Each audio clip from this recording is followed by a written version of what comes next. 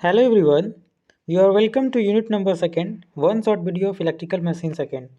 तो second video और electrical machine second का हम आज कवर करने वाले हैं, खात्मा करने वाले हैं। तो सबसे पहले मैं आपको बता दूं कि एक मशीन ही ऐसा सब्जेक्ट है जिसमें कि अभी तक हमने यूनिट नंबर देखिए, अगर जैसे ही हम यूनिट नंबर 2 कवर करते हैं वैसे ही हमने यूनिट नंबर फर्स्ट पहले ही कवर कर दिया, यूनिट नंबर थर्ड पहले ही कवर कर दिया, यूनिट नंबर फोर्थ पहले ही कवर कर दिया है।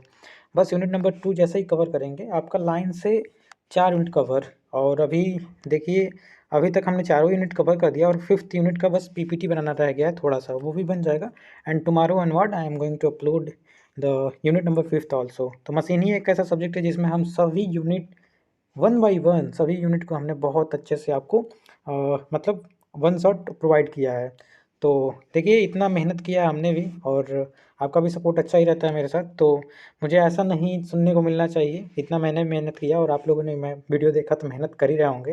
तो अभी तक सबसे अच्छा कंटेंट हमने मशीन का प्रोवाइड किया जहाँ से हो सकता था, तो अपने नोट से लिया, गूगल से लिया, क्वांटम से हेल्प लिया, हर जगह से मैंने हेल्प लेके one of the best content हमने प्रोवाइड किया जो कि एकेटिव एग्जामिनेशन पॉइंट ऑफ व्यू से सबसे ईजी था। तो चलिए, आज जो यूनिट नंबर सेकंड है वो यूनिट नंबर सेकंड सबसे लेस कंटेंट कवर करता है। तो ये वीडियो ज़्यादा लंबे समय का नहीं होने वाला, अधिक से अधिक 40 से 45 मिनट का होगा। तो लेकिन बहुत ही अच्छा यूनिट है, तो चलिए इसको कवर करते हैं। सबसे पहले हम आपको बता दें कि यूनिट नंबर 2 जो है उसका नाम है synchronous machine second. Unit number first सबसे लंबा था, आप जस्ट गो एंड विजिट, 1 घंटे 7 या 8 मिनट का वीडियो बना हुआ है। तो यूनिट नंबर सेकंड हम कवर करते हैं जिसका नाम है सिंक्रोनस मशीन सेकंड। हमने सिंक्रोनस मशीन फर्स्ट पहले ही सब कुछ पढ़ लिया है, जो जो इंपॉर्टेंट हमने आपको बता दिया है। अब यूनिट नंबर सेकंड स्टार्ट करते हैं। तो यूनिट नंबर सेकंड स्टार्ट करेंगे, सबसे पहला जो आपका टॉपिक है वो है two reaction theory of salient pole synchronous machine. तो सबसे पहले हम आपको बताना चाहेंगे कि जो टी टू रिएक्शन थ्योरी है ये मतलब क्या समझाता है। जैसे सबसे पहले आपको हम बता दें, यहाँ पे स्पेशली लिखा हुआ है साइलेंट पोल इंडक्शन मोटर। तो कल के वीडियो में या मतलब फर्स्ट वीडियो में हमने बताया है कि टू टाइप का रोटर होता है। एक जो होता है आपका मतलब सिलिंड्रिकल मोटर, सिलिंड्रिकल होता है, जैसे उसमें एयर कैप जो होता है सीम होता है। और दूसरा जो होता है सैलिएंट होता है, जो कि ये हमारा सैलिएंट पोल हो गया, जैसे यहाँ पर प्रोजेक्शन होता है, ये हमारा सैलिएंट पोल हो गया, ठीक है। तो अभी तक जितना भी हम वोल्टेज रेगुलेशन या आर्मेचर रिएक्शन हम पढ़े थे, अभी पिछले वीडियो में भी हमने आर्मेचर रिएक्शन या जो भी वोल्टेज रेगुलेशन जो भी चीज़ पढ़ रहे थे वो हम कांस्टेंट एयर के लिए पढ़ रहे थे, जिसमें कि वो था सिलेंड्रिकल। सिलेंड्रिकल में एयर गैप जो होता है कांस्टेंट होता है, लेकिन जो ये सैलिएंट होता है, देखिए सैलिएंट जो होता है, सबसे पहले आपको समझा दें, जो ये सैलिएंट होता है इसमें प्रोजेक्शन निकला होता है, इसी कारण इसका नाम सैलिएंट पोल होता है, ठीक है। तो जो सैलिएंट पोल होता है इसमें आर्मेचर रिएक्शन जो होता है वो नॉन यूनिफॉर्म एयर गैप के कारण वो डिफरेंस होने लगता है। क्योंकि देखिए, सबसे पहले हम आपको थ्योरी से समझाएं तो ये आपका सैलिएंट पोल है, जिसमें कि एक दो पोल का हम अगर मशीन लेंगे तो ये जो है देखिए, यहाँ से स्टेटर और जो रोटर है उसमें एयर गैप बहुत कम है। लेकिन अगर यहाँ देखा जाए तो स्टेटर और रोटर में बहुत ज़्यादा एयर गैप है। तो यहाँ पे रिलक्टेंस जो होगा, एयर गैप ज़्यादा होगा तो रिलक्टेंस ज़्यादा होगा, रिलक्टेंस यहाँ ज़्यादा होगा और यहाँ पे रिलक्टेंस कम होगा। तो इसके कारण आर्मेचर रिएक्शन जो होता है, जो हम पहले पढ़े थे आर्मेचर रिएक्शन, मतलब इससे पहले जो यूनिटी यूनिटी पे क्या होगा, फिर से लैगिंग पे क्या होगा, लीडिंग पे क्या होगा, तो यहाँ पे वो नहीं होने वाला है। क्योंकि हम जो भी पढ़े थे वो सिलिंड्रिकल के लिए पढ़े थे, यहाँ पे हम सैलिएंट के लिए पढ़ेंगे। और सैलिएंट में हम आर्मेचर रिएक्शन पढ़ने के लिए दो पार्ट में से बांटना पड़ता है। एक जो होता है क्वाड्रेचर एक्सिस होता है, देखिए ये जो होता है, सबसे पहले हम बता दें, जो ये आपके पोल के मतलब पैरेलल होगा उसको हम डायरेक्ट एक्सिस बोलते हैं, और जो ये परपेंडिकुलर होगा उसे क्वाड्रेचर एक्सिस बोलते हैं। तो दो पार्ट में हम इस जो हमारा सैलिएंट पोल होता है उसको दो बराबर भागों में बांट के और उस पर हम मतलब जैसे डिवाइड करते हैं तब जाके हम आर्मेचर रिएक्शन फाइंड करते हैं। तो बस यही बताता है कि जो हमारा टू रिएक्शन थ्योरी है, two reaction theory was given by मतलब एंड्रे बॉन्डेल ने बताया था। और ये थ्योरी जो होता है यहाँ पे बहुत ही स्पेशली बहुत ही बोल्ड लेटर का है। This theory purpose to resolve the given armature and MMF into two mutually perpendicular component located on the salient pole पे। सबसे मोस्ट इंपॉर्टेंट salient pole के लिए बता रहा है। एक जो होता है डायरेक्ट एक्सिस होता है डी एक्सिस, और दूसरा जो होता है क्वाड्रेचर एक्सिस होता है, ठीक है। तो आपने ओवरव्यू देख लिया कि टू रिएक्शन थ्योरी हम किस लिए यूज करते हैं। Two reaction theory for getting armature reaction of salient pole synchronous motor. तो नाउ वन बाय वन हम पढ़ते हैं। सबसे पहले हम बताते हैं कि जो डी एक्सिस होता है उससे मतलब यहाँ पे जो भी मतलब थ्योरी लिखा हुआ है आप एक बार पढ़ लीजिएगा, बस मेरा काम है आपको समझाना, जस्ट वन शॉट। तो यहाँ पे देखिए एफ मतलब ये जो है डी एक्सिस और क्यू एक्सिस, डी एक्सिस को हमने बताया, जैसे यहाँ पे एक बार फिर से फिगर से हम बताएं तो डी एक्सिस जो होता है ये पैरेलल मतलब पैरेलल होता है जो हमारा पोल होता है, और ये परपेंडिकुलर होता है, तो इसे डायरेक्ट एक्सिस बोलते हैं और इसे क्वाड्रेचर एक्सिस बोलते हैं, राइट।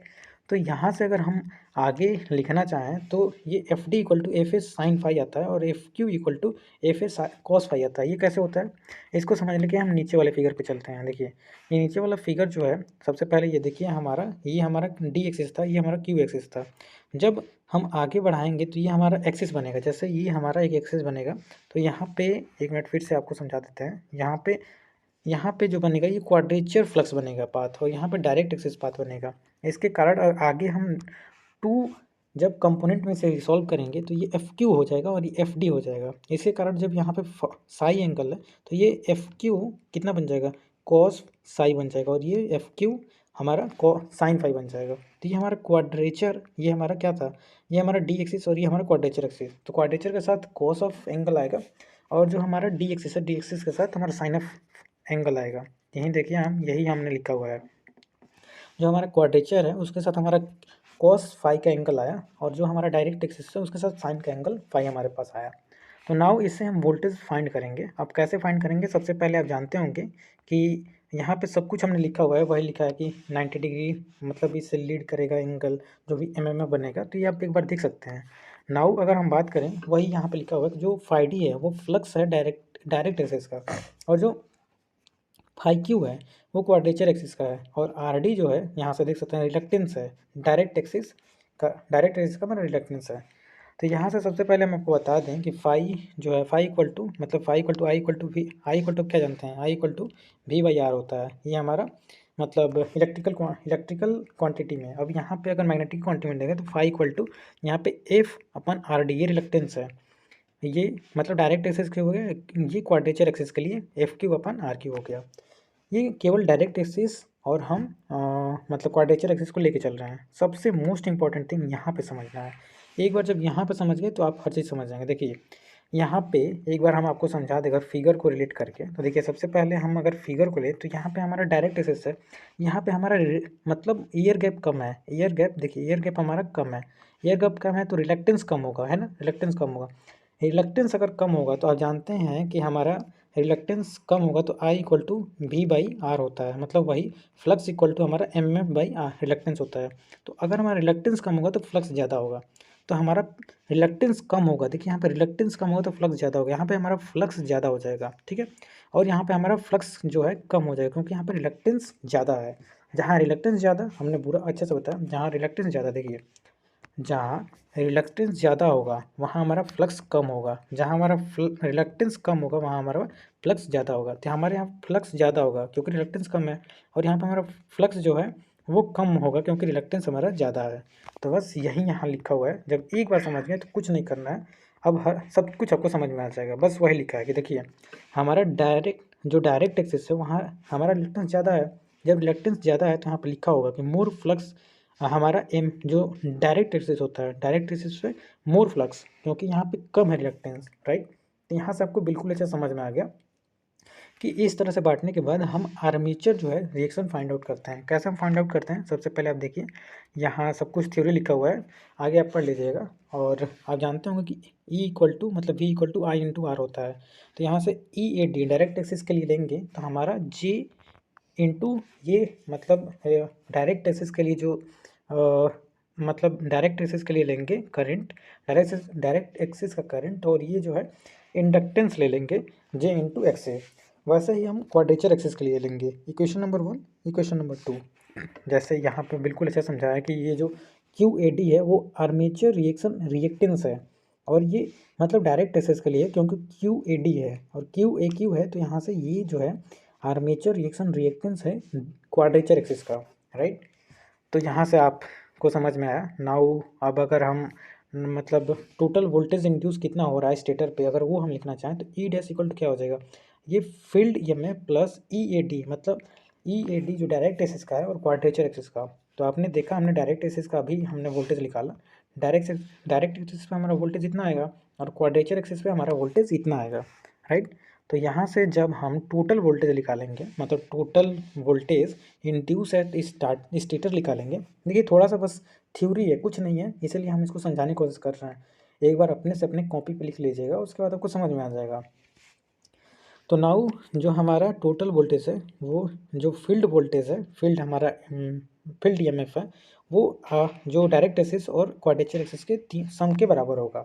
तो यहाँ से हम कुछ नहीं करेंगे, जो हम अभी वैल्यू निकाले थे ई ए डी का और ई ए क्यू, मतलब क्वाड्रेचर एक्सिस और जो हमारा डायरेक्ट एक्सिस का, उसको जब से इम्पुट करेंगे हमारा इक्वेशन नंबर 4 बन गया।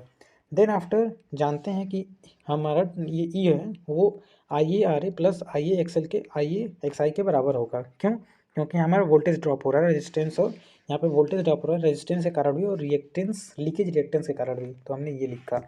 नाउ अब क्या करेंगे, यहाँ पे आई क्यू वही लिखा हुआ है, आई क्यू जो है डायरेक्ट एक्सिस के लिए है, जो कि 90 डिग्री जो है या आई मतलब आई क्यू यहाँ पे लिखा है ना, I Q component in the phase of E F, I Q उसके मतलब उसका फेज में होगा, और आई डी जो होगा 90 डिग्री मतलब वो लैगिंग इन नेचर होगा, राइट।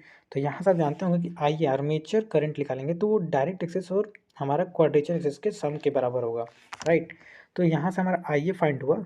उसके बाद हम क्या करेंगे कि जो इक्वेशन नंबर 4 और 5 को कंबाइन करेंगे, इक्वेशन नंबर 4 और 5 को कंबाइन करते हैं। चलिए देखते हैं, जो हमारा इक्वेशन नंबर 4 है और 5 दोनों में ये बराबर है, मतलब लेफ्ट हैंड साइड बराबर है तो राइट हैंड साइड भी बराबर होगा। तो राइट हैंड साइड जब बराबर करेंगे और फाइनली जो फील्ड ईएमएफ है वो इतना आ जाएगा। फील्ड ईएमएफ जब इतना आ जाएगा तो हम जानते हैं, अभी हमने निकाला, देखिए यहाँ पे अभी हमने निकाला कि आई ए इक्वल टू, देखिए शुरू में ऐसा टॉपिक ही है कि मुझे भी ये डिप्लोमा में हम नहीं पढ़े थे, अभी हम जस्ट इसको पढ़े हैं और इसको समझने में मुझे कम से कम आधे घंटे लगा।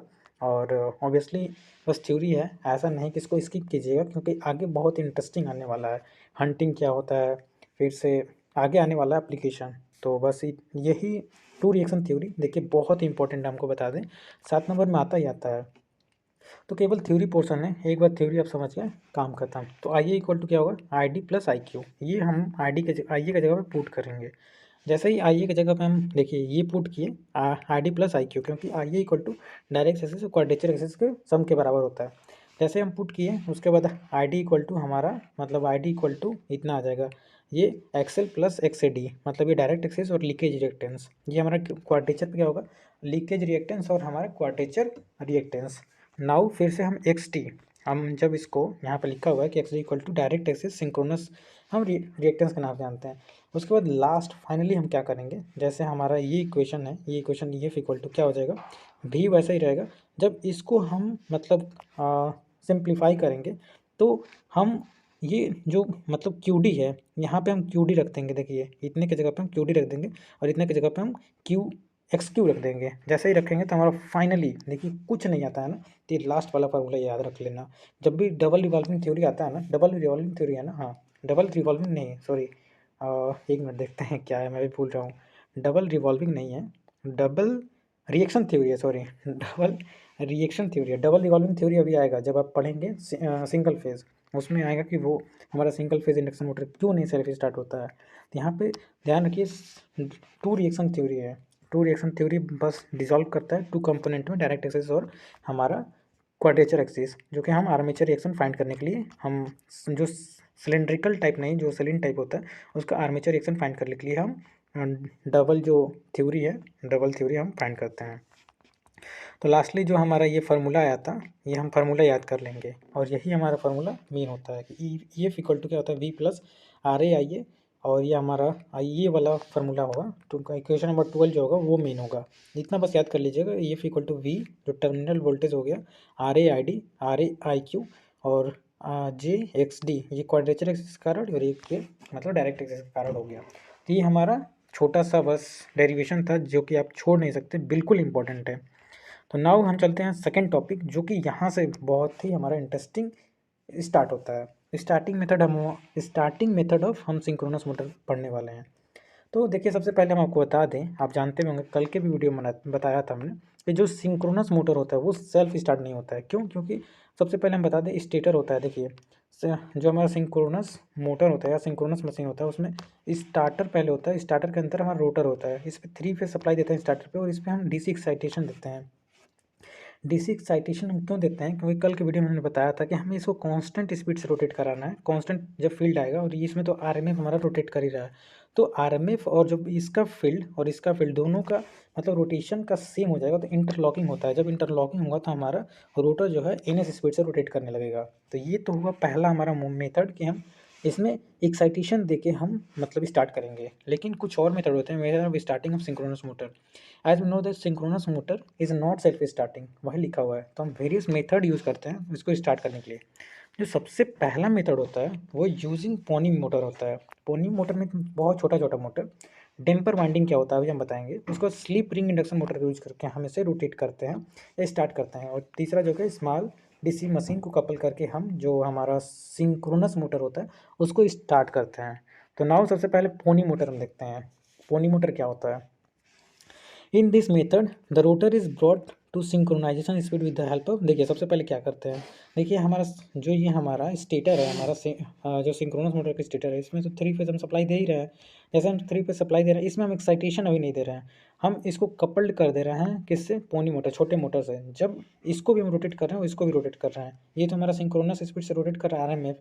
जब इन दोनों का आरएमएफ और मतलब ये मतलब जो हमारा रोटर है, जब दोनों एक दूसरे के स्पीड को ओवरलैप करेंगे तो ये इंटरलॉक हो जाएंगे। और जैसे इंटरलॉक हो जाएंगे हमारा सिंक्रोनस मोटर स्टार्ट हो जाएगा। तो वही लिखा है कि small induction motor is known as pony motor, मतलब स्मॉल इंडक्शन मोटर का यूज करके स्टार्टिंग में हम सिंक्रोनस मोटर को सिंक्रोनाइज करते हैं। तो ये हमारा पहला मेथड हो गया। दूसरा जो है बहुत इंपॉर्टेंट है, देखिए using damper method. Damper winding क्या होता है, देखिए सबसे पहले ये हमारा मान के चलिए ये सैलिएंट पोल हो गया, इसके ऊपर एक और हम वाइंडिंग कर देते हैं। और ये वाइंडिंग ऐसा करते हैं कि मतलब जस्ट लाइक क्या कह सकते हैं, स्क्वायरल के जो पड़े थे इन रिंग से शॉर्ट सर्किट कर देते हैं। देखिए ये हमारे कॉपर बार है, इन रिंग से शॉर्ट सर्किट कर देंगे। तो जैसे ही सबसे पहले बिल्कुल वैसे ही है, देखिए सबसे पहले क्या होगा, हम 3 फेज इसमें सप्लाई देंगे। जैसे हम 3 फेज सप्लाई देंगे यहाँ पे हमारा डैम्पर वाइंडिंग होगा। जैसे डैम्पर वाइंडिंग, ये हमारा डैम्पर वाइंडिंग हो गया, ये वाला लास्ट वाला। इसमें इन रिंग से शॉर्ट सर्किट है, इसका फिगर हमने बनाया है, अभी आपको शायद समझ में आया। बस इतना समझिए कि जब इसमें रिलेटिव मोशन हो रहा है, क्योंकि देखिए जब ये सिंक्रोनस स्पीड से नहीं होगा तो इसमें फ्लक्स लिंकेज होगा, क्योंकि कॉपर वायर से बना होता है।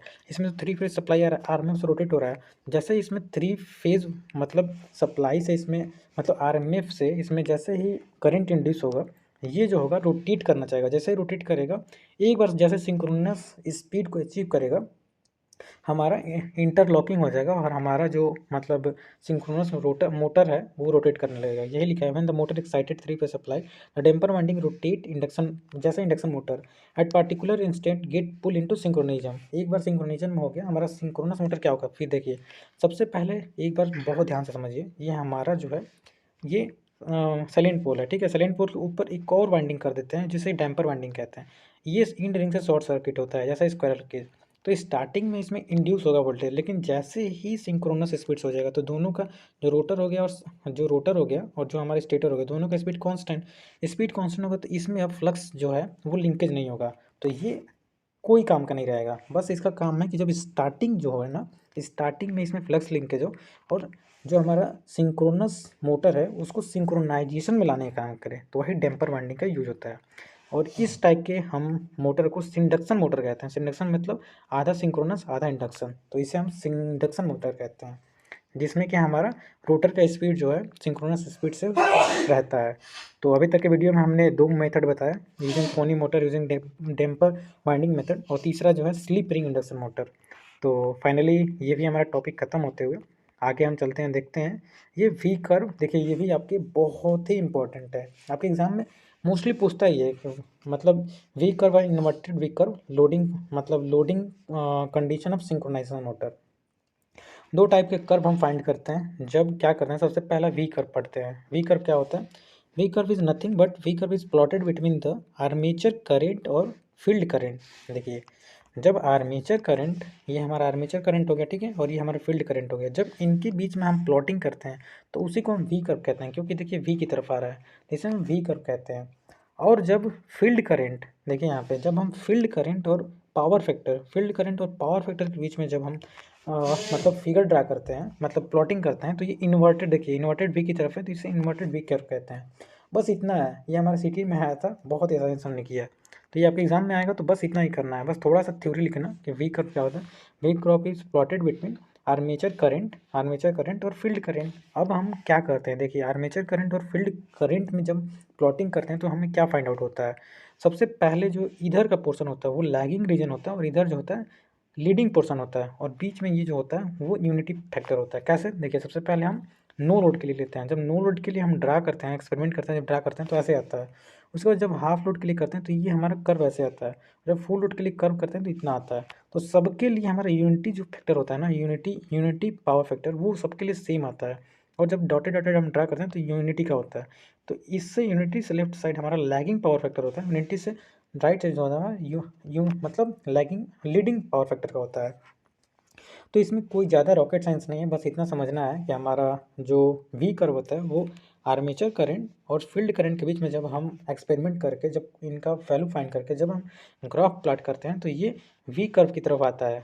और लेफ्ट ऑफ द प्लेन ये जो होता है लैगिंग के लिए होता है, और राइट ऑफ द प्लेन जो होता है लीडिंग के लिए होता है, और जो बीच में आता है वो हमारा यूनिटी पावर फैक्टर को शो करता है। तो ये हमारा हुआ इन वी कर्व।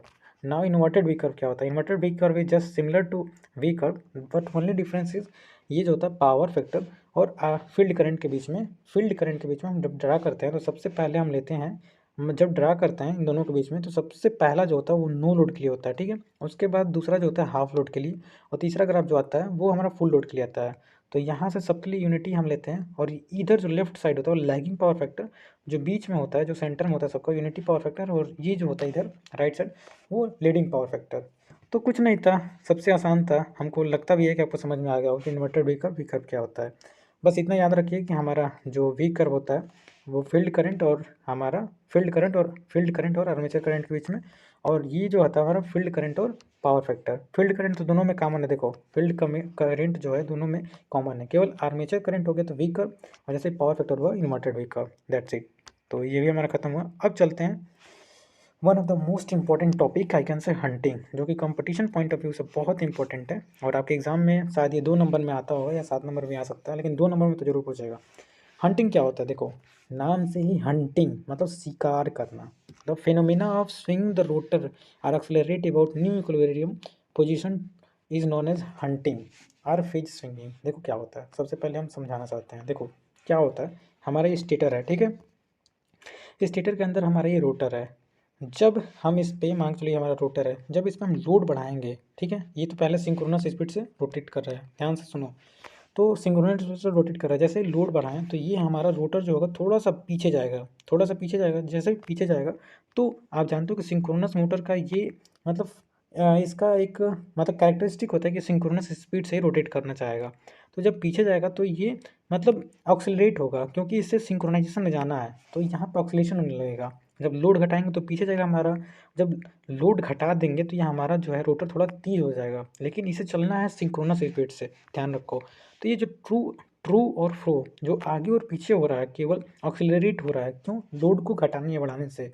लोड को घटाने या बढ़ाने से जो हमारा रोटर है वो आगे टू और फ्रो मोशन हो रहा है, उसी को हम हंटिंग कहते हैं। Hunting is nothing, hunting is the phenomena of rotor swing और accelerate about new equilibrium position is known as hunting और फेस स्विंगिंग।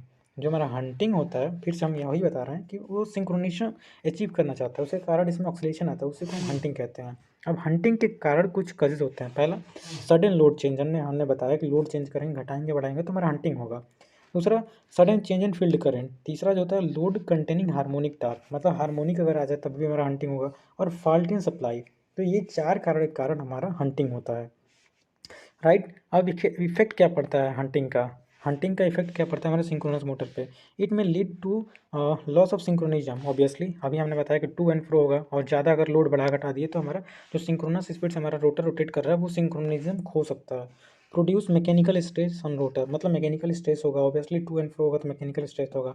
और इंक्रीज मशीन लॉसेज, ऑब्वियसली जब टू एंड फ्रो हमारा मोशन होगा तो लॉसेज होंगे। तो ये इफेक्ट ऑफ हमारा सिंक्रोनस मोटर एंड हंटिंग हुआ। अब इसको प्रिवेंट कैसे करेंगे, डैम्पर बाइंडिंग का यूज करके। अभी हमने बताया था पिछले वीडियो में, मतलब अभी जस्ट बताया था, डैम्पर बाइंडिंग इज नथिंग, एक हमारा जो साइलेंट पोल होता है उस पर ऊपर से बाइंडिंग कर देंगे, और जैसे ही हमारा मतलब ये सिंक्रोनिज्म खोएगा तो इसमें हमारा इंड्यूस होने लगेगा, क्योंकि स्टेटर है, स्टेटर पे 3 फेज सप्लाई यही है। इसमें भी जैसे ही मतलब रिलेटिव स्पीड हो जाएगा, देखो यहाँ पे तो समझा नहीं सकते, इसके लिए एक बोर्ड चाहिए, और कहीं ना कहीं ये लेक्चर वीडियो नहीं है, लेकिन बस इतना बताएंगे कि जैसे इंडक्शन मतलब हमारा डैम्पर वाइंडिंग का यही यूज है कि जैसे ही हमारा सिंक्रोनस स्पीड से कम होगा, इसमें रिलेटिव हमारा वेलोसिटी होगा, रिलेटिव वेलोसिटी होगा तो इसमें भी हमारा मतलब इंड्यूस होगा वोल्टेज, और इंड्यूस होगा तो इसको सिंक्रोनस में जाने के लिए मतलब अचीव करेगा, जैसे ही हमारा सिंक्रोनस आसानी से हम प्रिवेंट कर लेंगे।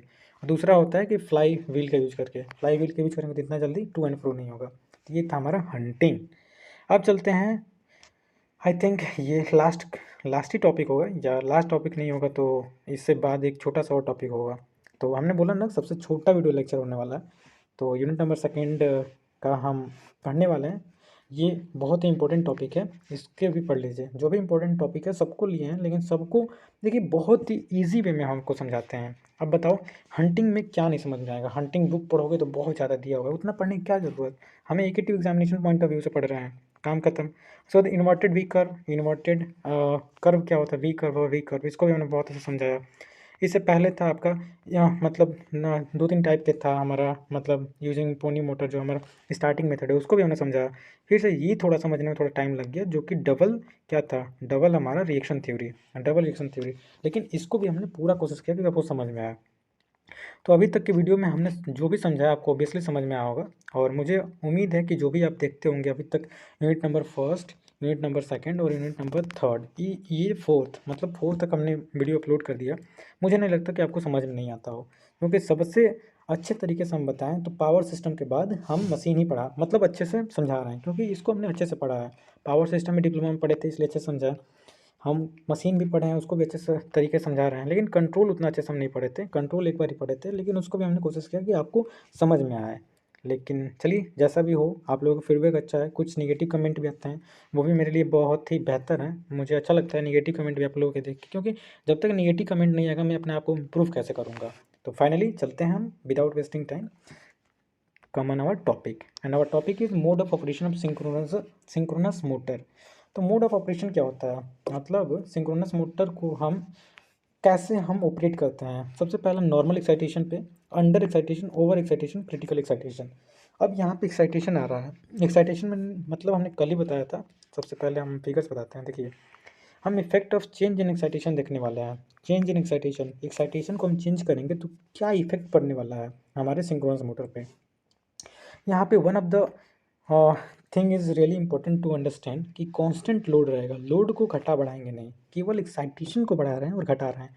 एक्साइटेशन मीन्स क्या, देखिए हमारा आप जानते होंगे कि जो हमारा सिंक्रोनस मोटर होता है उसमें रोटर पे 3 फेज सप्लाई देते हैं, सॉरी स्टेटर पे 3 फेज सप्लाई देते हैं, और रोटर पे हम मतलब डीसी सप्लाई देते हैं।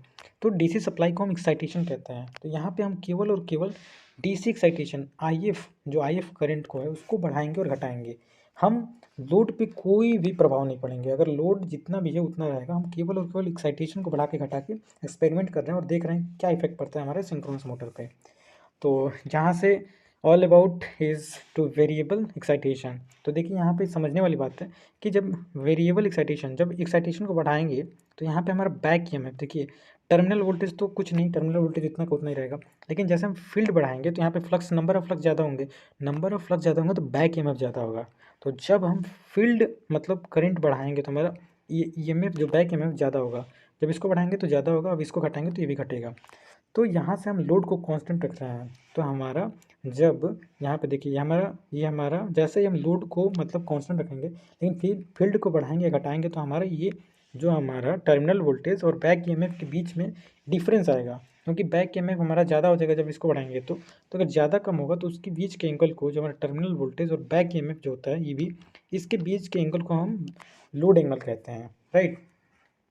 यही हमने लिखा है कि जो लोड एंगल होता है वो हमारा टर्मिनल वोल्टेज और बैक ईएमएफ के बीच का होता है। अब सबसे पहले हमें समझना होगा कि ओवर एक्साइटेशन क्या होता है। ओवर एक्साइटेशन मतलब एक्साइटेशन को ओवर कर रहे हैं भैया, यहाँ देखो एक्साइटेशन, हम फील्ड जो करंट है उसको बढ़ा रहे हैं तो हमारा बैक ईएमएफ बढ़ रहा है, तो यहाँ पे हमारा बैक ईएमएफ बढ़ेगा। देखो यहाँ पे बैक ईएमएफ जो है उसको ज़्यादा दिखाया हमारा टर्मिनल वोल्टेज से, यहाँ पे दिखाया है ना। ओवर एक्साइटेशन मतलब हम फील्ड करंट बढ़ाएंगे, हम फील्ड करंट बढ़ाएंगे, देखो जब फील्ड करंट बढ़ाएंगे तो हमारा बैक ईएमएफ बढ़ेगा। जब हम अंडर एक्साइटेशन मतलब जब एक्साइटेशन को कम करेंगे तो हमारा फील्ड करंट घटेगा, फील्ड करंट घटेगा तो हमारा बैक ईएमएफ घटेगा, यहाँ पर टर्मिनल वोल्टेज ज़्यादा हो जाएगा। और नॉर्मल एक्साइटेशन में सब कुछ सेम रहेगा, मतलब हम कुछ भी नहीं करने वाले हैं अपने एक्साइटेशन में, जितना एक्साइटेशन है उतना एक्साइटेशन रहेगा। तो यहाँ से हम इसको ग्राफ से समझने वाले हैं, हम फेजर डायग्राम बनाएंगे, वहाँ समझने वाले हैं क्या इफेक्ट पड़ता है। सबसे पहले नॉर्मल एक्साइटेशन, नॉर्मल एक्साइटेशन में हमारा जितना बैक ईएमएफ होगा उतना ही टर्मिनल वोल्टेज होगा। देखो ये ड्रा करते हैं, देखो यहाँ पे जो है आर्मेचर करंट से कुछ नहीं कर रहे हैं, आपने देखा फील्ड करंट को बढ़ा रहे हैं। तो यही कारण है कि जो तीनों फिगर हम देखेंगे, देखो सबसे पहले नॉर्मल के लिए देखेंगे, अंडर के लिए देखेंगे, ओवर के लिए देखेंगे, सबके लिए हमारा आर्मेचर करंट जो सेम होगा, क्योंकि आर्मेचर करंट से हम कुछ कर ही नहीं रहे हैं, केवल और केवल हम फील्ड करंट को बढ़ा रहे हैं। तो सबसे पहले आप देखो यहाँ पे हम मतलब नॉर्मल रखेंगे तो जितना हमारा मतलब टर्मिनल वोल्टेज होगा उतना हमारा बैक ईएमएफ होगा। तो यहाँ से जितना टर्मिनल वोल्टेज होगा, देखो ये टर्मिनल वोल्टेज यहाँ पे लिया रेफरेंस, उतना ही हमारा बैक ईएमएफ होगा। इनके बीच का जो ये एंगल होगा, मतलब इसका जो रिजल्टेंट होगा, इसको भी आगे बढ़ाएंगे, इसको भी आगे बढ़ाएंगे, ये जो हमारा रिजल्टेंट आएगा ये हमारा रिजल्टेंट मतलब ईएमएफ होगा। और रिजल्टेंट ईएमएफ से हमारा आई जो करंट होगा 90 डिग्री होता है। आप जानते होंगे कि जो हमारा फ्लक्स होता है वो हमारा जो ईएमएफ से होता है 90 डिग्री मतलब लीड करता है। तो इसीलिए हमारा जो है इससे ये 90 डिग्री का एंगल बना हुआ है, ठीक है। तो यहाँ से हमने देखा नॉर्मल एक्साइटेशन के लिए, राइट। उसके बाद इसमें आगे हम चलेंगे तो अंडर एक्साइटेशन के लिए देखेंगे। अंडर एक्साइटेशन के लिए हम देखेंगे तो अंडर एक्साइटेशन के लिए क्या होगा, अंडर एक्साइटेशन में हम आई को घटाएंगे। जब आई को घटाएंगे तो यहाँ देखो, यहाँ समझने वाली सबसे मेन बात है, यहाँ पे वोल्टेज टर्मिनल वोल्टेज और बैक ईएमएफ सेम था, लेकिन यहाँ पे जब हम आई को घटाएंगे, फील्ड करंट घटाएंगे तो हमारा बैक ईएमएफ घटेगा। देखो यहाँ पे जो बैक ईएमएफ है ना, देखो यहाँ पे टर्मिनल वोल्टेज ज़्यादा दिख रहा है ना, और बैक ईएमएफ तो कम हो जाएगा। जब इसको ड्रा करेंगे, आगे बढ़ाएंगे, इसको बढ़ाएंगे तो ये हमारा ईआर मिलेगा, और ईआर से 90 डिग्री हमारा आई होता है। तो यहाँ देखो ये एंगल थोड़ा सा बढ़ जाएगा, क्यों, क्योंकि पहले यहाँ पे था ये, अब आई जो है यहाँ पे आ गया, लेकिन इसके बीच में 90 डिग्री रहना मतलब रहता है। आप जानते होंगे फ्लक्स और जो हमारा ईएमएफ होता है उसमें 90 डिग्री फेज शिफ्ट होता है। तो ये हमारा यहाँ पे जो फाई एंगल है, देखो ये हमारा जो फाई एंगल है वो बढ़ेगा। जब फाई एंगल बढ़ेगा तो हमारा, जब यहाँ पे देखो फाई एंगल बढ़ेगा तो कॉस फाई घटेगा। तो इसलिए अंडर एक्साइटेशन में हमारा पावर फैक्टर लो होता है, पावर फैक्टर घटता है, इसलिए इसे लैगिंग भी कह सकते हैं। Under excitation is also known as lagging power factor पे हमारा ऑपरेट करता है। यहाँ पे देख लो जो हमारा बैक ईएमएफ, ये हमारा बैक ईएमएफ है, ये टर्मिनल वोल्टेज, इनके बीच का एंगल लोड एंगल हो गया। और ये जो हो गया मतलब ये हमारा टर्मिनल वोल्टेज और आई के बीच में जो हमारा आई मतलब फ्लक्स होगा, फ्लक्स जो एंगल होगा उसको फाई से डिनोट करेंगे। और ये जो है हमारा रिजल्टेंट जो है, रिजल्टेंट ईएमएफ और जो आई है इसके बीच का एंगल जो होगा वो मतलब थीटा से हम डिनोट करेंगे। तो ये हमारा हुआ नॉर्मल के लिए। हमने बताया नॉर्मल के लिए कोई इफेक्ट नहीं पड़ेगा, दोनों हमारा सेम होगा। जब दोनों सेम होगा तो हमारा ये 90 डिग्री होगा। लेकिन जैसे ही हम अंडर एक्साइटेशन के लिए देखेंगे, अंडर एक्साइटेशन के लिए हमारा ई घटेगा, ये घटेगा, तो जब हम बढ़ाएंगे तो हमारा ई बढ़ जाएगा, इसके बीच में एंगल बढ़ जाएगा। जब ये फाई बढ़ेगा तो कॉस फाई घटेगा, तो अंडर एक्साइटेशन में हमारा पावर फैक्टर डिक्रीज होगा। लास्ट हम देखेंगे ओवर एक्साइटेशन। ओवर एक्साइटेशन में हमारा ई, देखिए ओवर एक्साइटेशन आई को बढ़ाएंगे, भैया आई को बढ़ाओगे डायरेक्टली प्रोपोर्शनल हमारा ई भी बढ़ेगा, बैक ईएमएफ बढ़ेगा। देखो यहाँ पे बैक ईएमएफ ज़्यादा हम कर रहे हैं, ठीक है, ई हम कम कर रहे हैं। जब इन दोनों को ड्रा करेंगे तो यहाँ पे हमारा रिजल्टेंट यहाँ पे आएगा। जो हमारा पहले आई यहाँ पे बन रहा था आई, अब ये ऊपर आ जाएगा। जैसे ऊपर आएगा तो इनके बीच का एंगल घट जाएगा, और जैसे ही एंगल घटेगा हमारा पावर फैक्टर बढ़ जाएगा, राइट। तो हमने यही देखा कि जब हम, सबसे पहले फिर से हम आपको बताते हैं, जब हमने एक्साइटेशन को बढ़ाया घटाया लेकिन लोड को कांस्टेंट रखा, एक्साइटेशन को बढ़ाया घटाया मतलब केवल और केवल डीसी करंट जो हमारा रोटर में बढ़ता है घटता है, इसको हमने बढ़ाया घटाया, हमने लोड पे कोई इफेक्ट नहीं किया। तो अंडर एक्साइटेशन में क्या हुआ, हमारा लैगिंग पावर फैक्टर पे ऑपरेट होने लगा।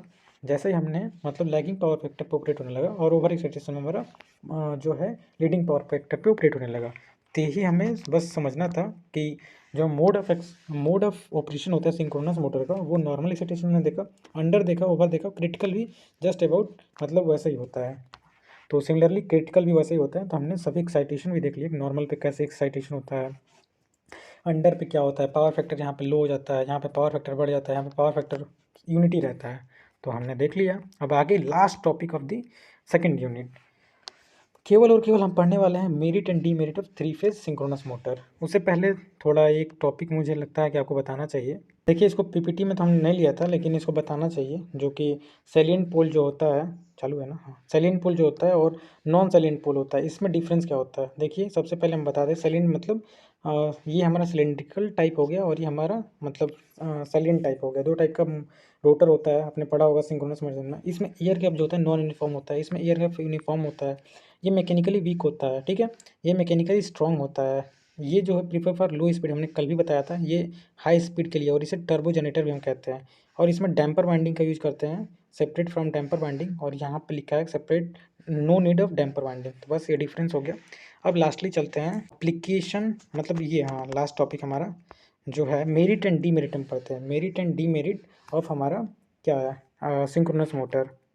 सिंक्रोनस मोटर के मेरिट और डीमेरिट हम पढ़ते हैं। तो सबसे पहला हम सिंक्रोनस मोटर का मेरिट पढ़ने वाले हैं। मेरिट क्या है, जो सबसे, देखिए, अभी तक हमने सिंक्रोनस मोटर पढ़ा कि कांस्टेंट स्पीड से रोटेट होता है, और ये तीनों मतलब जो भी होता है यूनिट, अभी हमने देखा कि ये जो एक्साइटेशन होता है नॉर्मली, अंडर और ओवर, तीनों मोड पे ऑपरेट होता है। इसीलिए जो इसका सबसे मेन मेरिट होता है कि power factor can be control very easily. अभी हमने इंडक्शन मोटर में देखा था कि हमेशा लैगिंग ही पावर फैक्टर पे रोटेट होता है, लेकिन ये लैगिंग, लीडिंग और यूनिटी तीनों पे होता है। पहला हमारा मेरिट है कि power factor can be control very easily. दूसरा जो होता है ओवर एक्साइटेशन, अभी हमने देखा over excitation synchronous motor, over excitation synchronous motor का यूज करते हैं, पैरेलल ऑपरेशन हमने पढ़ा था। फिर से speed control is independent of load, speed is constant, हाँ, स्पीड को घटाएं या बढ़ाएं उतना ज़्यादा हमारे लोड पे इफेक्ट नहीं पड़ता है, लेकिन इंडक्शन मोटर में इफेक्ट पड़ रहा था। यहाँ पे लिखा है electromagnetic power varies linearly with voltage, मतलब लीनियरली वेरी करता है हमारा इलेक्ट्रोमैग्नेटिक पावर। और यहाँ पे मतलब यही लिखा है कि जो मोटर होता है constructed with year gap induction motor, मतलब इसमें दो टाइप का होता है। एक जो होता है अभी पढ़ा हमने सलीन टाइप होता है, उसमें एयर गैप ज़्यादा होता है, एक सिलेंड्रिकल होता है उसमें एयर गैप कम होता है।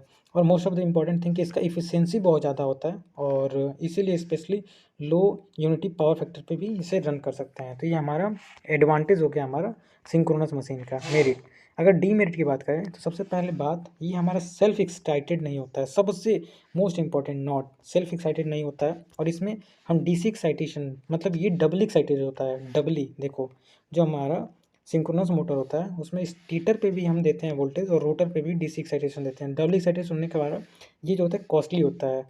ये लिखा है डीसी एक्साइटेशन देने के कारण ये जो होता है नॉट सेल्फ स्टार्टिंग, जो हमने बताया वही, और ये कॉस्टली होता है। और इसका जो टॉर्क होता है बहुत ही कम होता है, और it can not be started at under load, मतलब अंडर लोड या टार्क जीरो होता है, इसलिए मतलब वेन ओवर लोडेड इट में सिंक्रोनाइजेशन, मतलब सिंक्रोनाइजेशन फॉल डाउन हो जाएगा। अभी आपने पढ़ा कि ज़्यादा भी लोड बढ़ा देंगे तो सिंक्रोनाइजेशन भी खत्म हो सकता है। ये हमारा डीमेरिट हो गया। अब लास्टली हम इसका सबसे लास्ट में एप्लीकेशन पढ़ते हैं। एप्लीकेशन क्या होता है, पावर फैक्टर करेक्शन, मतलब ऑब्वियसली जो हमने पढ़ा था कि ये ओवर एक्साइटेशन है, over excitation power factor, leading power factor पे हमारा लीडिंग पावर फैक्टर पे ऑपरेट होता है। जब लीडिंग पावर फैक्टर पे ऑपरेट होता है तो इसे पावर फ्रैक्शन करेक्शन में हम यूज करते हैं। वोल्टेज रेगुलेशन के लिए भी हम इसका यूज करते हैं। कांस्टेंट स्पीड होता है, कांस्टेंट लोड ड्राइव के लिए भी यूज करते हैं, ठीक है।